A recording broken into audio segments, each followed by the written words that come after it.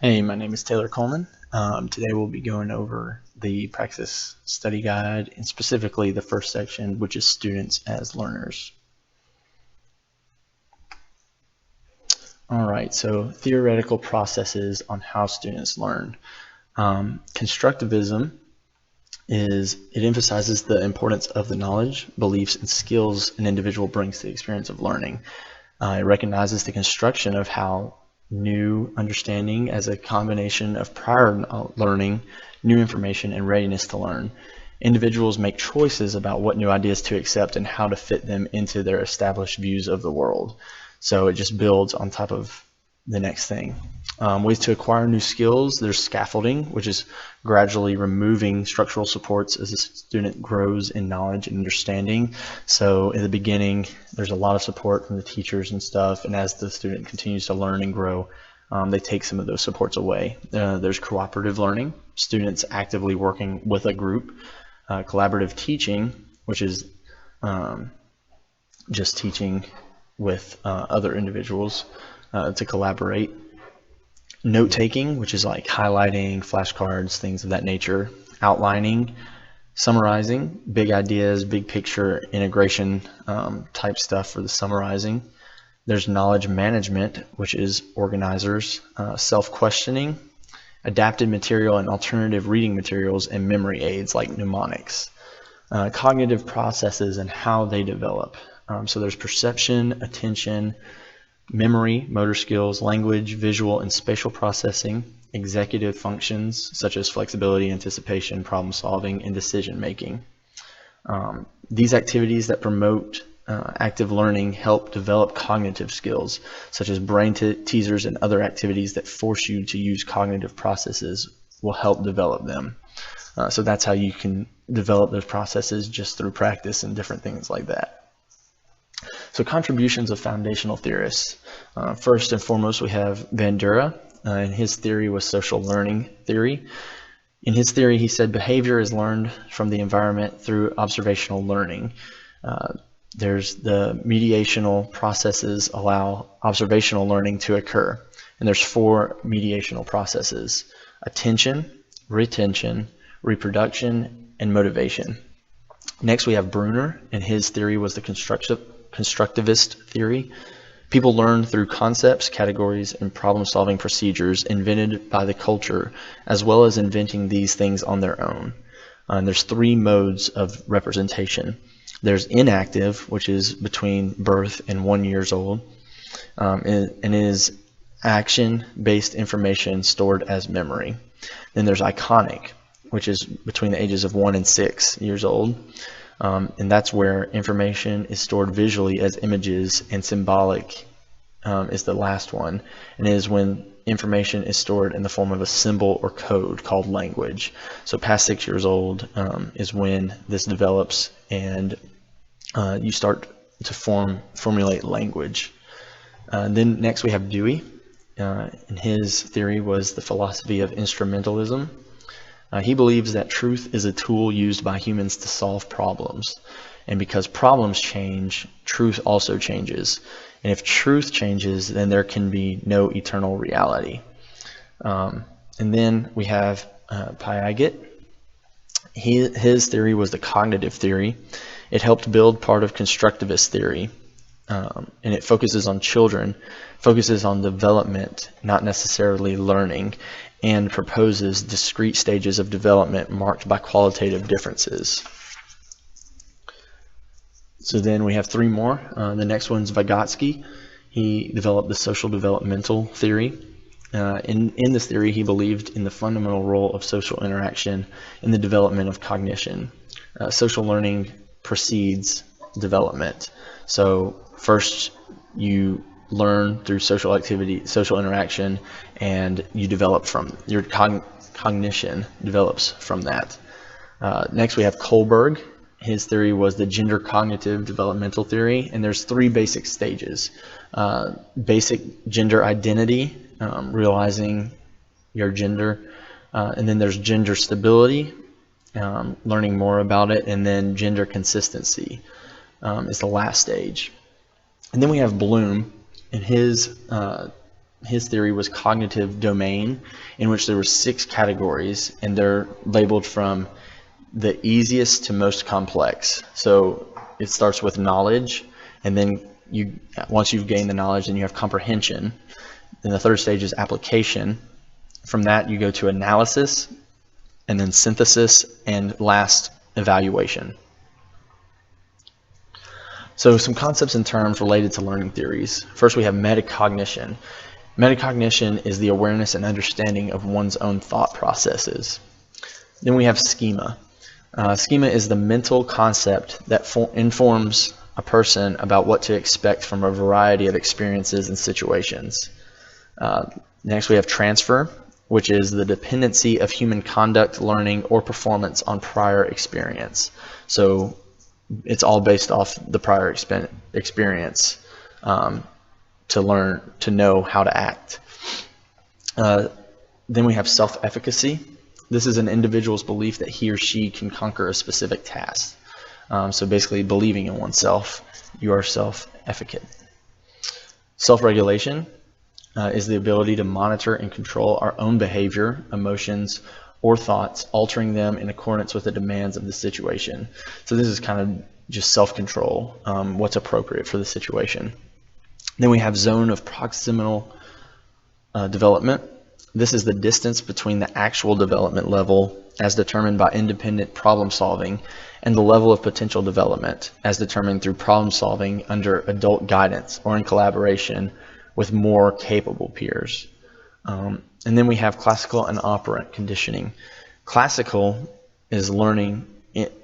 Learning refers to involuntary responses that result from experiences that occur before a response. Operational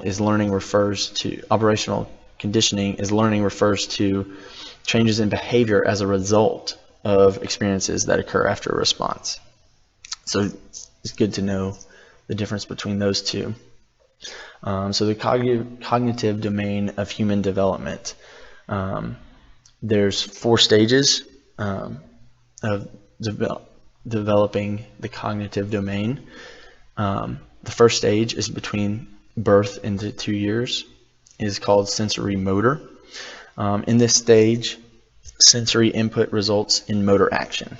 And then we have the second stage, is between the years of 2 and 7 years old. It's called pre-operational. During this stage, a child can think about things and events that aren't immediately present.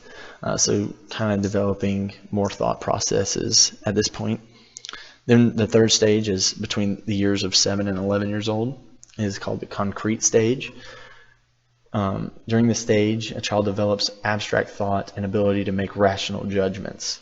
So as the stages get further along, as the child gets older, they're starting to gain more cognitive thought processes.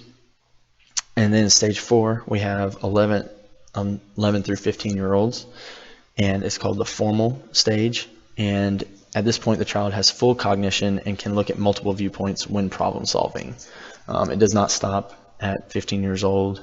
That continues throughout, but formal is the level of full cognition. So the physical domain of human development. In the physical domain, there's also 4 stages. The first stage is between birth and 2 years old, and at this stage, growth is rapid. The individual or the child is growing at a very high rate. Between the years of 2 and 7 years old, there's also, in the second stage, there's also rapid growth, but it's not as fast as the first 2 years of life. It's slower, but it's also more stable. And then the third stage, we have between the years of 7 and 11 years old. The growth is still somewhat rapid, but slower than before, and it's the start of puberty for most individuals, especially girls, and the body begins to start maturing. The fourth stage is between 11 and 15 years old. At this point, puberty is completed, especially for most girls. Guys can take a little longer. Hormones start to kick in, and they have reached full maturation of their physical body. All right, next we have the social domain of human development. Again, this is 4 stages. The first stage starts from birth to 2 years old. During this stage, the child learns basic trust versus mistrust. Just kind of feeling out, okay, what can I trust, what can I not? And then between the ages of 2 and 5 years old, the child starts learning autonomy versus shame, as well as initiative versus guilt.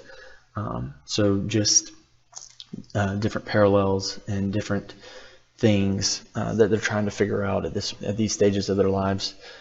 The next stage is between the years of 5 and 12 years old. The child is learning about industry or competence versus inferiority, and how those balance and work. And the last stage is between the years of 12 years old and 18 years old. At this point, the child is learning about ego identity versus role confusion. Then we have the moral domain. There's only 2 main stages of moral domain, or at least in the children that we'll be working with. Stage 1 is from birth to 9 years old. It's called pre-conventional morality. At this point, the child is learning about obedience and punishment orientation and individuals and exchange. Then the next stage is between 9 years old and middle age. It's called the conventional morality. At this point, the person or child is learning about interpersonal conformity and social conformity and how all that works. And so for all of these, this is obviously for a typical child in terms of the cognitive, physical, moral, and social domains. Atypical variance can occur at any point for any child, and each individual that is not meeting this level of development in any stage you will need to work with that child dependent upon what they are lacking in, and just helping them through that. Okay, so learning theory and human development impacting instructional processes. So the first thing is relationship between learning theory and human development. Learning is defined as a lasting change in behaviors or beliefs that results from experience.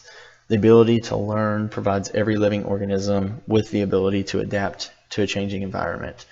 Learning theories are based on this principle that as a child develops, they continue to learn from their experiences. And so learning theory and human development go hand in hand. As a child learns, they play off those experiences and continue to develop and adapt accordingly. How is learning theory impacted by human development? As a human develops and experiences different things, they continue to learn and adapt. Mistakes show what not to do as new experiences provide new knowledge. So just as I said before, they go hand in hand. It's heavily impacted. Experiences that a person experience that a person goes through can play a big role in what not to do or how to learn new things and different things like that. Using learning theory to solve educational problems. So there are several learning theories out there which show that there is no definite method that is certain. However, by knowing how a student learns and what stage in life they are can help teachers better instruct students to the student's strength. So like I said, there's several different learning theories out there. A lot of them have the same basic principles, but many of them also branch out into other things that is more formalizing an opinion. But knowing how a student learns and what stage they are, whether they're between 2 and 5 years old or 7 and 11 years old, as we talked about, all those stages can really help you in determining how to work best with that child. Using human development to solve educational problems. There are also several theories in human development, and knowing what stage a child is in human development, as we were talking about those stages earlier, will allow you to instruct according to the maturation of a student. Students in different stages of development think and act differently. So knowing where they fall under those categories will greatly help you in determining how their cognitive processes are working, what they may be going through in terms of their physical growth, their moral growth or social, different things like that. So it is very important to make sure you understand that. Some variables that affect learning and performance. The first and foremost is their learning style. There's several different learning styles, and we'll go through some of them right now. Visual.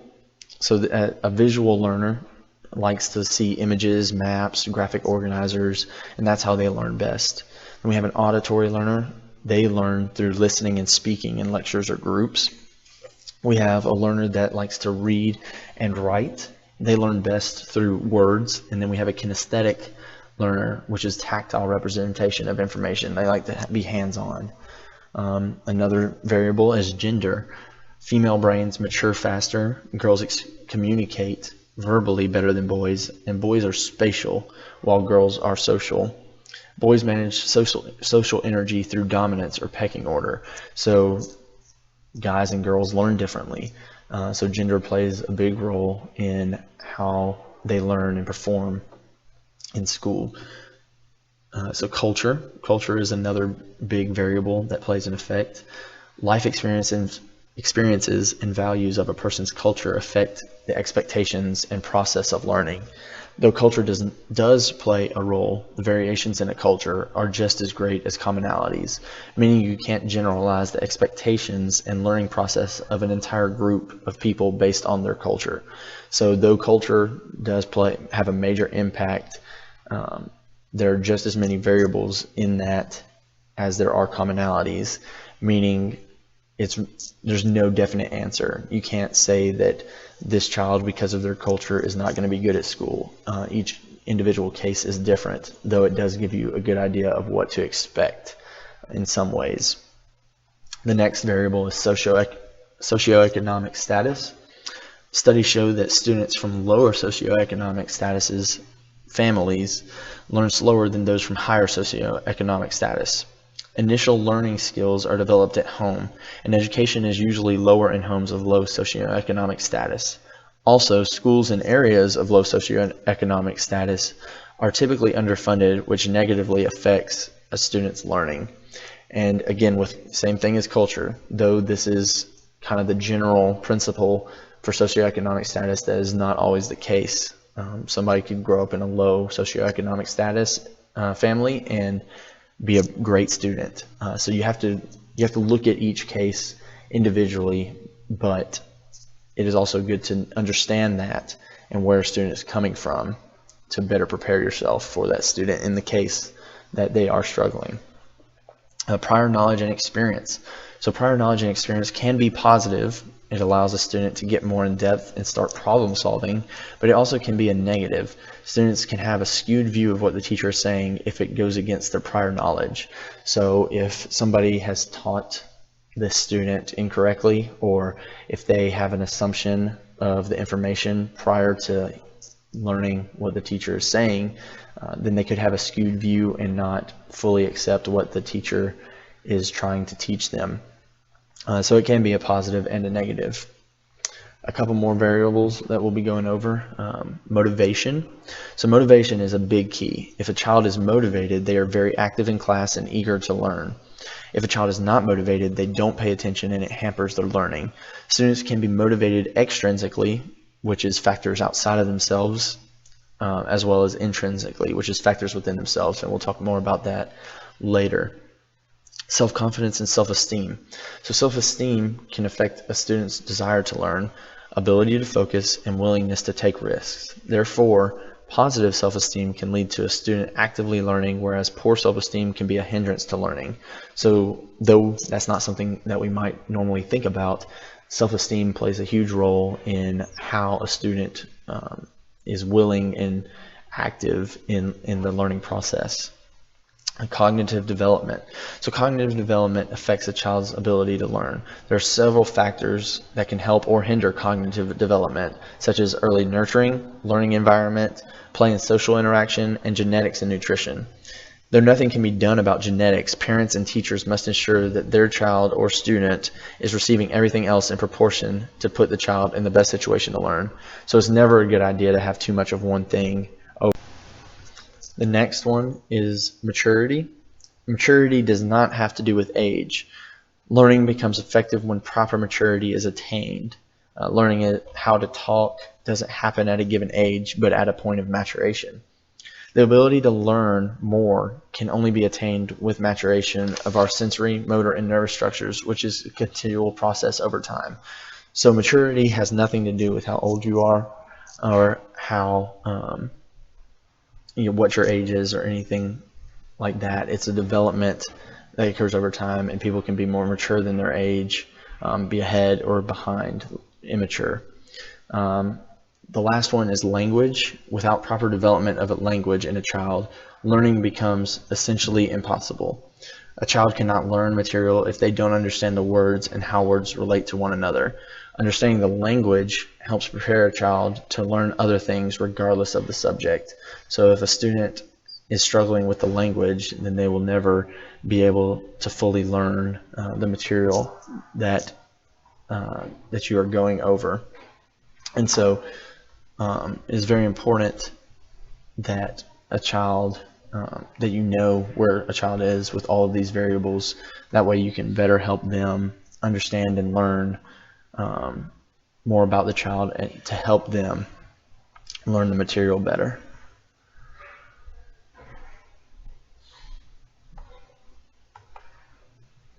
All right, areas of exceptionality.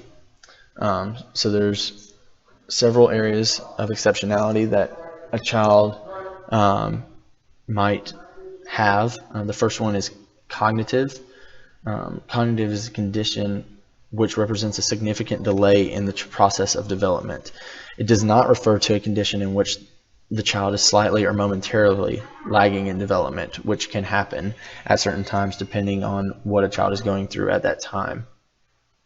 The presence of developmental delay is an indication that the process of development is significantly affected, and that without special intervention, it is likely that the child's ability to attain normal developmental milestones and educational performance at school would be jeopardized. So with any of these areas of exceptionality, there needs to be some sort of intervention to allow the child to reach those milestones and continue to grow and develop and learn the material necessary. The next one is auditory. It is an impairment characterized by deficits in language and speech development because of a diminished or non-existent auditory response to sound. This can be hard of hearing or deafness, just anything that can hinder a child's educational performance because of their auditory processes. Then we have visual. It is a condition of partial or total impairment of sight or vision that even with correction affects educational performance adversely. So if a student is blind or has severe eyesight problems that hinder their educational performance, then they have a visual exceptionality. Next we have motor and physical. This is a condition of which severe physical limitation or deficiency as to require special assistance in learning situations to provide the opportunity for educational achievement equivalent to that of the pupils without exceptionality who are the same age or developmental level. So all of these have to deal with if they are not able to meet what is considered normal or the average that a student without exceptionalities can achieve, and it severely affects their educational performance, then it is likely that they have an exceptionality. Speech and language. So for speech, it is a disorder in language formulation that may be associated with neurological, psychological, physical, or sensory factors that involves perceptual, motor aspects of transmitting oral messages, and that may be characterized by impairment in articulation, rhythm, and stress. For language, it is a learning disorder characterized by an impairment in comprehension and or use of verbal communication or the written or other symbol system of communication, which may be associated with neurological, psychological, physical, or sensory factors. Lastly, we have behavioral. This is a learning disorder characterized by specific behavior problems over such a period of time and to such a marked degree and of such a nature as to adversely affect educational performance. Students in this category display inappropriate behavioral, social, and/or emotional responses that are of such severity in terms of frequency, intensity, or duration that the student's educational performance and/or the learning of other students is adversely affected. So behavioral can be lashing out in various ways that would, or having other kind of behavioral problems, not necessarily anger, but it has to adversely hinder the educational performance of the student for it to count towards an exceptionality. All right, legislation relevant to students with disabilities. First one we have is Americans with Disability Act, or ADA. It was made in 1990, and it prohibits the discrimination against people with disabilities in employment, transportation, public accommodation, communications, and governmental activities. It was amended in 2008 by the Americans with Disabilities Act Amendments Act, which broadened the interpretation of a disability. Next, we have Individuals with Disabilities Education Act, or IDEA. It was made in 1975, but it has been amended several times. Its purpose was to protect the rights of children with disabilities. IDEA ensures students with disabilities have access to free and appropriate public education, which is about FAPE, is what is called, the Free Appropriate Public Education, FAPE. Just like all children, schools are required to provide special education in the least restrictive environment. This means schools must teach students with disabilities in general education classroom whenever possible. To give parents a voice in their child's education, they created this to give parents a voice. Under IDEA, you have a say in the educational decisions the school makes about your child. At every point in the process, the law gives you specific rights and protections, and these are called procedural safeguards. Then we have Section 504 of the Rehabilitation Act. It was made in 1973, and it was a federal law designed to protect the rights of individuals with disabilities in programs and activities that receive federal financial assistance from the U.S. Department of Education. Section 504 specifically provides no otherwise qualified individual with a disability in the United States shall solely by reason of her or his disability be excluded from the participation in, be denied the benefits of, or be subjected to discrimination under any program or activity receiving federal financial assistance. To be protected under 504, a student must meet these qualifications. They must be determined to 1, have a physical or mental impairment that substantially limits one or more major life activities, 2, have a record of such an impairment, or 3, be regarded as having such an impairment. Section 504 requires that school districts provide a free, appropriate public education, which is FAPE, to be qualified students in their jurisdictions who have a physical or mental impairment that substantially limits one or more major life activities. A school must identify the disability and then determine the placement with a 504 plan or an IEP, which is an individual education program. Then we have traits, behaviors, and needs of gifted students. So unlike children with exceptionality, gifted students are students, children, or youth who give evidence of high achievement capability in such areas as intellectual, creative, artistic, or leadership capacity, or in specific academic fields, and who need services or activities not ordinarily provided by the school in order to fully develop those capabilities. Some traits and behaviors of gifted students: they are rapid learners, they put thoughts together quickly, they have excellent memory, they are unusually large vocabulary and complex sentence structure for their age. They have advanced comprehension of word nuances, metaphors, and abstract ideas. They enjoy solving problems, especially with numbers and puzzles. They are often self-taught reading and writing skills as preschoolers. They have very deep, intense feelings and reactions. They are highly sensitive. Thinking is abstract, complex, logical, and insightful. They have idealism and sense of justice at a very early age. They have concern with social and political issues and injustices. They have longer attention spans and intense concentration, and they are preoccupied with their own thoughts. They are daydreamers. They learn basic skills quickly and with little practice. They ask probing questions. They have a wide range of interest or extreme focus in one area. They highly develop curiosity. They have interest in experimenting and doing things differently. They put ideas or things together that are not typical. They're a keen and or unusual sense of humor. They have a keen or unusual sense of humor. They desire to organize people and things through games or complex schemas. And they have vivid imaginations and imaginary playmates when in preschool.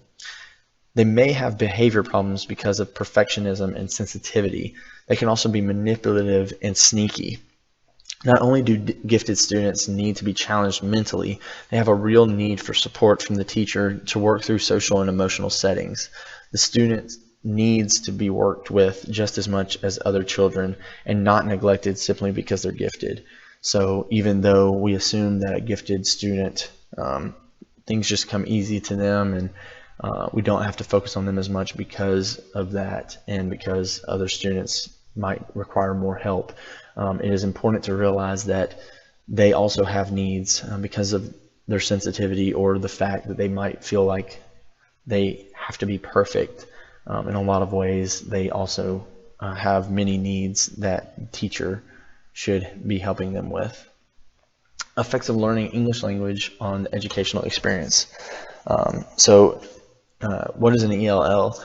An ELL they are people learning English in addition to their native tongue. It stands for English Language Learners.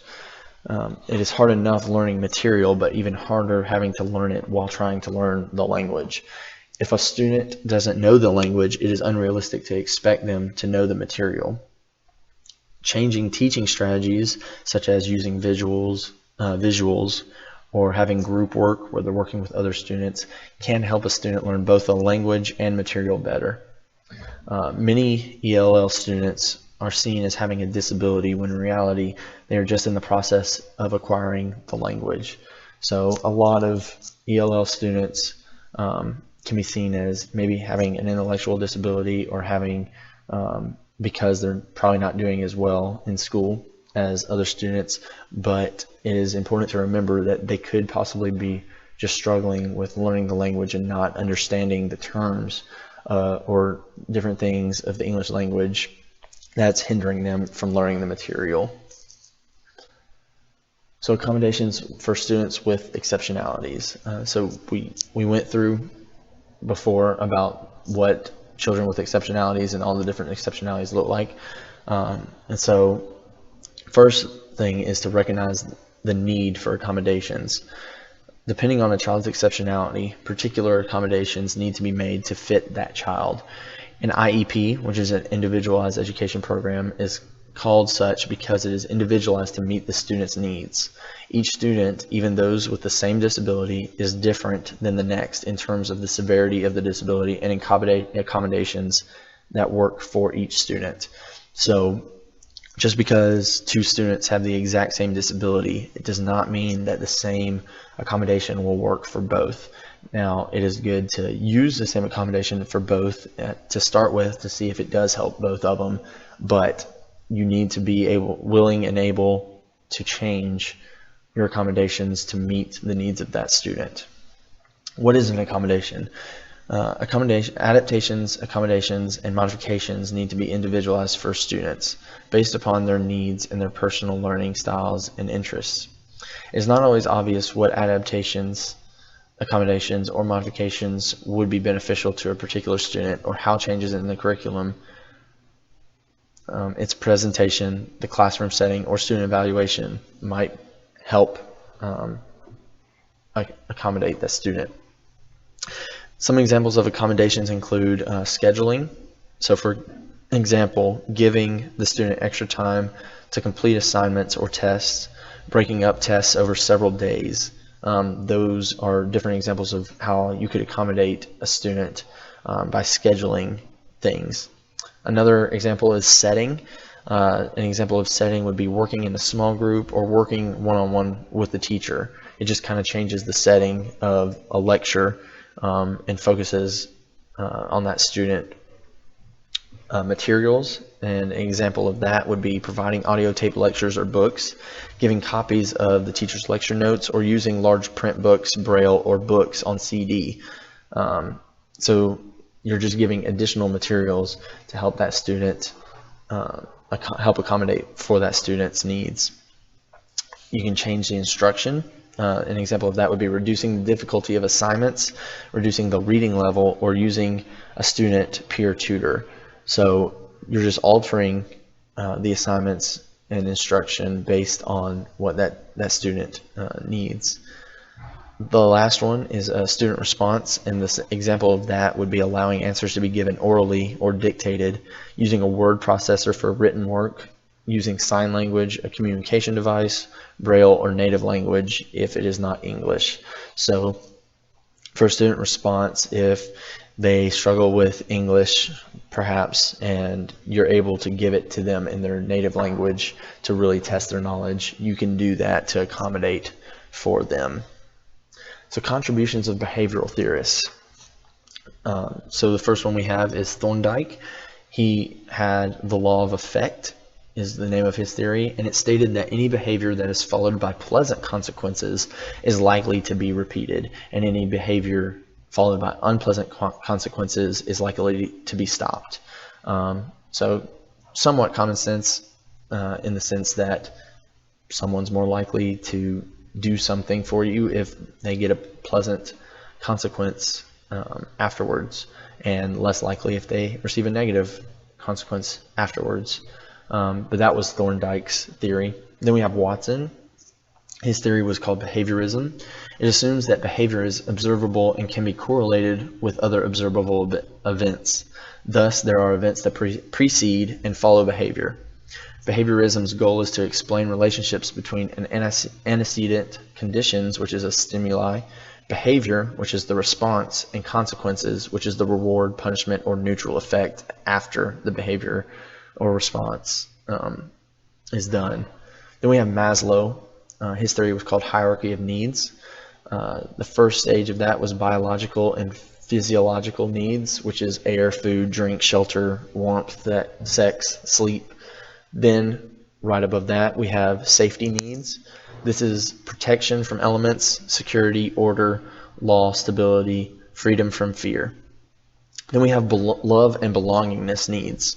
This is friendship, intimacy, affection, and love from a work group, family, friends, romantic relationships. Then we have esteem needs. This is achievement, mastery, independence, status, dominance, prestige, self-respect, and respect of others. The last stage we have is the self-actualization needs. This is realizing personal potential, self-fulfillment, seeking personal growth, and peak experiences. So there's a hierarchy of needs, and it starts at the bottom and works its way up to the top. Then we have Skinner. His theory was called operant conditioning, which we talked about a little bit. This theory deals with operants, which are intentional actions that have an effect on the surrounding environment. It means roughly changing of behavior by the use of reinforcement, which is given after the desired response, so kind of similar to the law of effect. There are neutral operants, which responses from the environment that neither increase nor decrease the probability of behavior being repeated. There are reinforcers, which responses from the environment that increase the probability of a behavior being repeated. Reinforcers can be either positive or negative. Then we have punishers. Punishers from the environment that decrease the likelihood of a behavior being repeated. Punishment weakens behavior. Next we have Erickson, and his theory was the stages of psychosocial development. Ego identity is the conscious sense of self that we develop through social interaction. According to Erickson, our ego identity is constantly changing due to new experiences and information we acquire in our daily interactions with others. As we face each new stage of development, we face a new challenge that can help further develop or hinder the development of our identity. And there are 8 stages to his stages of psychosocial development. The first is trust versus. So as I was saying, the first in Erikson's 8 stages of the psychosocial development is trust versus mistrust. Then we have autonomy versus shame and doubt. After that, we have initiative versus guilt. Then industry versus inferiority. Identity versus confusion. Intimacy versus isolation. Generativity versus stagnation. And integrity versus despair. Some terms that are related to the foundational motivation theory. First, we have self-determination. This is just determination of oneself without outside influences. So a self-determined individual doesn't need outside influences to be able to get through something or get to achieve something. Then we have attribution, which is an ascribed quality, character, or right. It is a quality or feature regarded as a characteristic or inherent part of someone or something. Then we have extrinsic and intrinsic motivation. This is motivated by factors outside of yourself, which is extrinsic, or motivated by factors within yourself. So you could be motivated by somebody forcing you to do something because you'll get paid, or you're motivated by the personal desire that you have to make good grades. And so that's just kind of the difference between extrinsic, which is somebody else, outside factor type thing, and intrinsic, which is based off of yourself. Then we have cognitive dissonance. This is the state of having inconsistent thoughts, beliefs, or attitudes, especially as relating to behavioral decisions and attitude change. So dissonance, inconsistent. Then we have classical and operant conditioning. Classical involves learning a new behavior via the process of association. In simple terms, 2 stimuli are linked together to produce a new learned response in a person or animal. Operant conditioning is changing of behavior by the use of reinforcement, which is given after the desired response. And we've talked about that several times throughout this PowerPoint. Then we have positive and negative reinforcement. Positive reinforcement works by presenting a motivating or reinforcing stimulus to the person after the desired behavior is exhibited, making the behavior more likely to happen in the future. Negative reinforcement occurs when a certain stimulus, usually an aversive stimulus, is removed after particular behavior is exhibited. The likelihood of the particular behavior occurring again in the future is increased because of the removing or avoiding the negative consequence. Negative reinforcement should not be thought of as a punishment procedure. With negative reinforcement, you are increasing in behavior, whereas with punishment, you are decreasing in behavior. So negative reinforcement is not punishment. It is taking away of something to promote that that behavior happening again. So there is a bit of a difference there. Some principles and theories for classroom management. So how to develop classroom routines and procedures. Each person in classroom is different, so not all teachers have the same routines and procedures. However, there are some key things to keep in mind when thinking through the routines and procedures for your classroom. You should think through arriving in the morning and then taking attendance and displaying schedules, things that you're going to be doing throughout the day, and end of the day routines and procedures. So those might look different for each person, but those are some things that you should be thinking of when trying to develop routines and procedures. How to maintain accurate records. Maintaining records is essential. Not only are you able to prove that you met standards, but you can also support yourself through evidence as to why a child has the grade that they do, especially when a parent or student is arguing about their grade. By keeping accurate records, you can show, basically just support yourself in a lot of ways. In maintaining records, it is important to record things as they occur or as soon as possible. This would include grades, attendance, files, or anything of the sort. How to establish standards of conduct. Just with routines and procedures, establishing a standard of conduct varies from teacher to teacher. However, this does not downplay the importance of having a standard of conduct. You should establish rules that are meaningful, specific, and enforceable. With that, there needs to be consequences for not following the rules. The teacher needs to establish a disciplinary plan, share that with the students as well as the principal and parents, and then post it in the classroom and make sure to hold firm and enforce the disciplinary plan. So that also will look different for each teacher, but it is important that as a teacher, you do have this in place. How to arrange classroom space. The arrangement of the classroom will vary from teacher to teacher and is dependent upon the teaching style. The primary goal of arranging the classroom is to create a natural flow and enhance the learning experience. Finding ways to increase morale and decrease distractions are simple ways to help students focus more on the information. So again, this is one that will vary from teacher to teacher, but it is good to think about how you personally would like to rearrange your classroom, and keeping in mind the increase of morale and the decrease of distractions when arranging your classroom. Ways of promoting a positive learning environment. Creating a positive learning environment allows students to feel comfortable, safe, and engaged. This can be done by having core values, creating an ambiance, and setting expectations. This establishes a foundation and gives students an idea of what to expect. Once these things have been set, it is up to the teacher to help the students feel comfortable and safe, as well as engaging them. So the positive learning environment all starts with the teacher. The teacher will be the one setting that up and continually making sure that it stays a positive learning environment. Strategies that help students develop self-motivation. First thing is assigning valuable tasks. Empowering students and people in generally improves morale and essentially creates self-motivated people.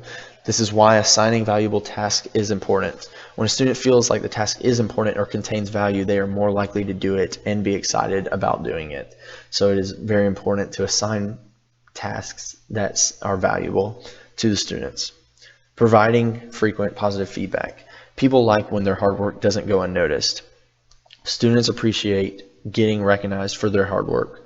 Providing positive feedback to students will also increase morale and make them feel accomplished, making them want to continue to work hard. So by continually praising and giving positive feedback, you are empowering the student to continue to work hard. Including students in instructional decisions. This is yet again another way to empower students. As discussed before, empowering students gives them better morale. This also allows students the opportunity to choose instructional methods that work best for them. So you want to be aware of how students learning, how they learn best, and different things like that. And so giving them the opportunity to make or help make instructional decisions gives them the opportunity to focus on their strengths. De-emphasizing grades. So grades are certainly important as they show the growth or lack thereof of a student, but a score does not make or break a person. By de-emphasizing grades, you show student that they still matter as a person no matter their grade. So it is important to remember as a teacher, individual first. They are a human being, they have value. Grades do not determine their value as a person, and so continually emphasizing that as a teacher will help a student understand that more. And that is the end of my PowerPoint. Hope you enjoyed it. Hope you learned something from it. And thank you for listening.